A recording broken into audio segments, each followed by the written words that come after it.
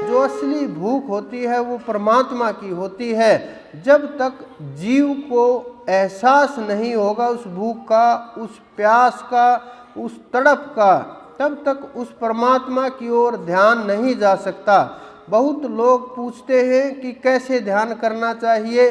तड़प के साथ ध्यान करना चाहिए, बिना तड़प के, बिना भूख के। क्या आप जब पानी पीते हो, अगर आपको प्यास लगी हुई है, क्या आप पूछते हो कैसे पानी पीना चाहिए? नहीं पूछते, जहाँ मिला वहीं पी लोगे।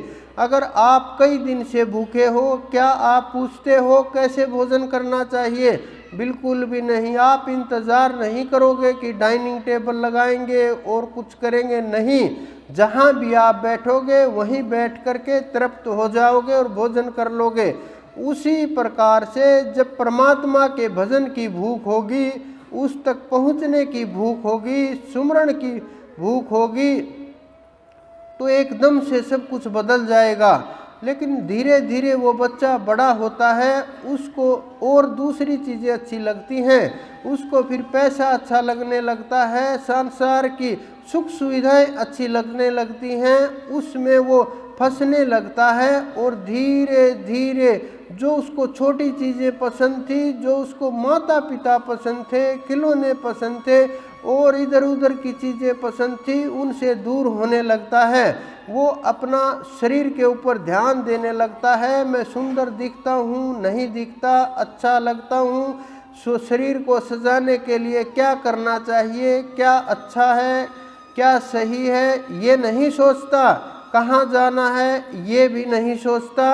लेकिन वो धीरे धीरे उसमें संसार में फंस जाता है।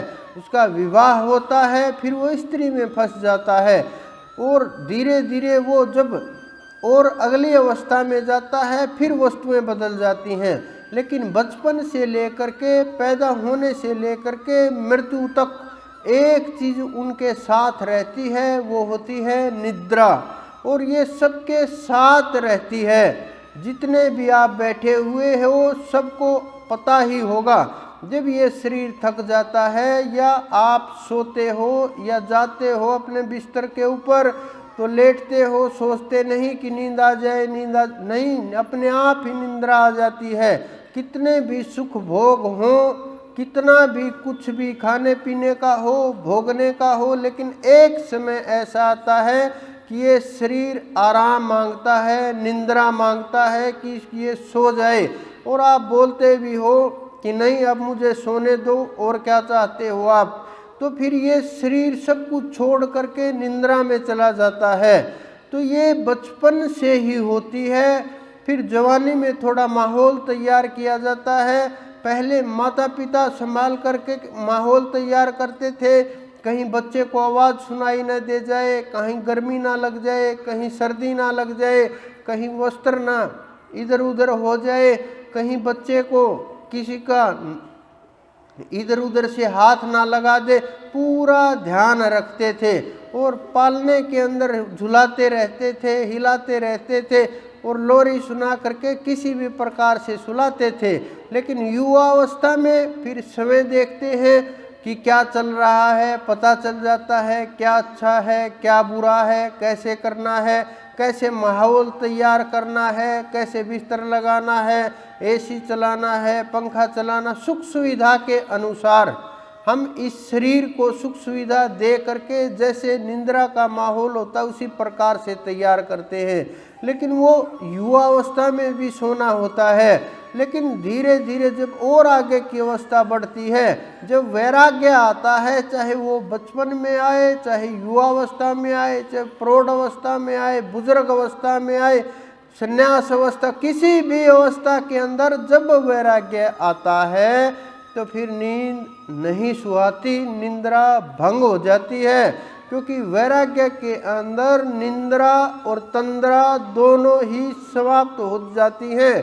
क्योंकि जीव को ये पता चल जाता है कि ये नींद हमारी शत्रु है, सहायक नहीं है।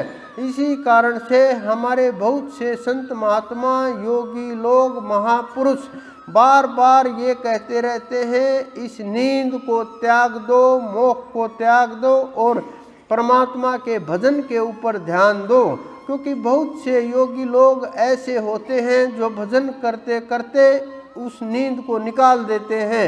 हमारे साइंस ने भी अब सिद्ध कर दिया कि योग के द्वारा, ध्यान के द्वारा और योगिक क्रियाओं के द्वारा शरीर को उसी प्रकार से अपडेट किया जा सकता है, तैयार किया जा सकता है जिस प्रकार से निद्रा के अंदर ये शरीर ऑटोमेटिक से तैयार हो जाता है।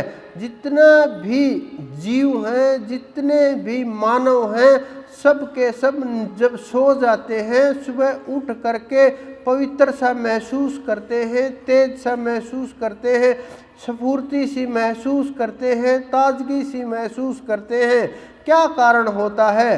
क्योंकि ये आत्मा उस परमात्मा की ओर दौड़ती रहती है। ये शरीर अपने अस्तित्व को जो हमने इस धरा से जो सब तत्वों से उठा करके इकट्ठा किया है प्रकृति ने, वो सब के सब समाप्त हो जाने वाले तत्व हैं। तो ये शरीर उसकी खोज में सोता रहता है हर रोज। कुछ बुजुर्ग लोगों को पता होता है कि मुझे नींद नहीं आ रही। कारण क्या होता है? क्योंकि धीरे धीरे धीरे धीरे वो अपने वजूद से दूर जाने लगते हैं। पूरी उम्र ना ध्यान करते हैं, ना सुमरण करते हैं, ना भजन करते हैं, ना परमात्मा को याद किया, ना उसको सहारा लिया, ना उसकी ओर बढ़े, ना कुछ जागृति हुई, ना उस ओर कुछ कार्य हो पाया, ना जीवन जीने का रास्ता मिला, न पवित्रता हुई, न धर्म पर रहे, न उस परमात्मा की आज्ञा के अनुसार चले, न शास्त्रों के अनुसार चले, न धर्म के अनुसार चले। तो फिर ये जीव क्या करे, शरीर क्या करे, कितना झेल सकता है? इसको एनर्जी की आवश्यकता होती है, इसको ताकत की आवश्यकता होती है। वो किसी प्रकार से भी मिले, कैसे भी मिले।